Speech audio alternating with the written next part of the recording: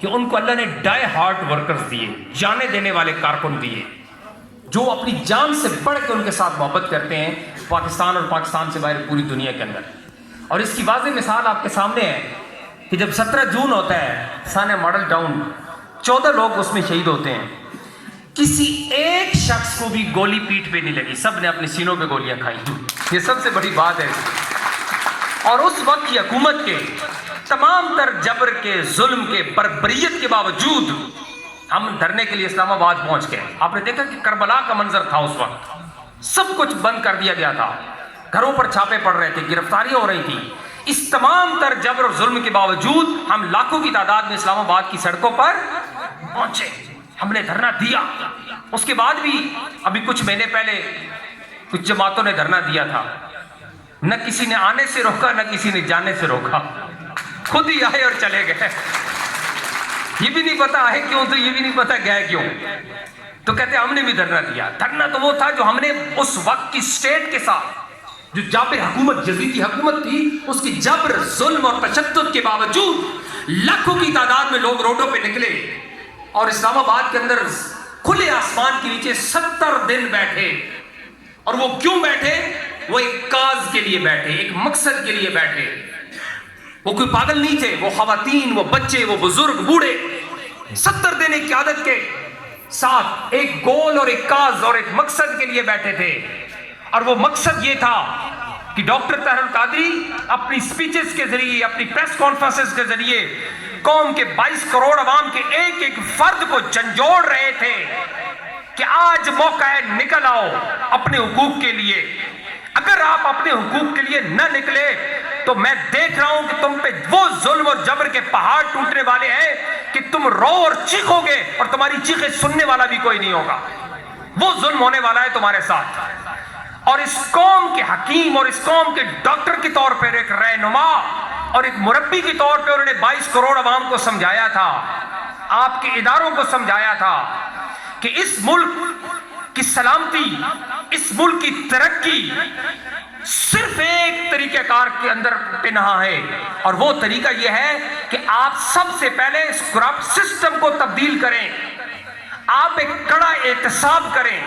اور یہ جو کرپٹ ایلیٹ ہے، یہ جو 300-400 فیوڈل لارڈز اور یہ کرپٹ بیوروکریسی، ان کے جو بڑے لوگ ہیں جنہوں نے اربوں خربوں روپے لوٹا، ان سب کو قانون کے تحت سلاخوں کے پیچھے ڈالیں، ان سے لوٹا ہوا پیسہ واپس لیں، سخت قسم کا بے رحم احتساب کریں، اس کے بعد ریفارمز لائیں، اصلاحات کریں، اور اس کے بعد الیکشن میں جائیں، تب اس الیکشن کے نتیجے میں اس قوم اور ملک کو کوئی فائدہ ہو سکتا ہے۔ یہ بات انہوں نے ایک دفعہ نہیں، سینکڑوں بار اپنی سپیچز اور پریس کانفرنسز میں بتائی، لیکن 22 کروڑ بھی اندھے ہو گئے، بہرے ہو گئے، اور وہ ادارے بھی بہرے ہو گئے۔ وہ کہہ رہے تھے نہیں ڈاکٹر صاحب جو بات آپ کرتے ہیں وہ سخت بات ہے، انقلاب۔ قوم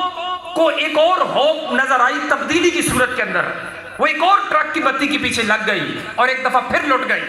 جو 70 سال سے لٹتی آ رہی تھی ایک دفعہ پھر لٹ گئی۔ انقلاب ایک سخت ورڈ تھا، ہارڈ ورڈ تھا، تبدیلی، چینج ایک سافٹ ورڈ تھا۔ تو اس نے سوچا کہ سخت طرف جانے کی بجائے بہتر ہے کہ تبدیلی کا راستہ اختیار کرتے ہیں۔ وہ دوبارہ تبدیلی کے پیچھے چلے گا اور اس نعرے نے 22 کروڑ عوام کو اٹریکٹ کیا، لوگ اس کے لیے موبلائز ہوئے، اور ایک دفعہ پھر الیکشن کی صورت میں ایک نیا ڈرامہ رچایا گیا، اور وہ سارے کرپٹ لوگ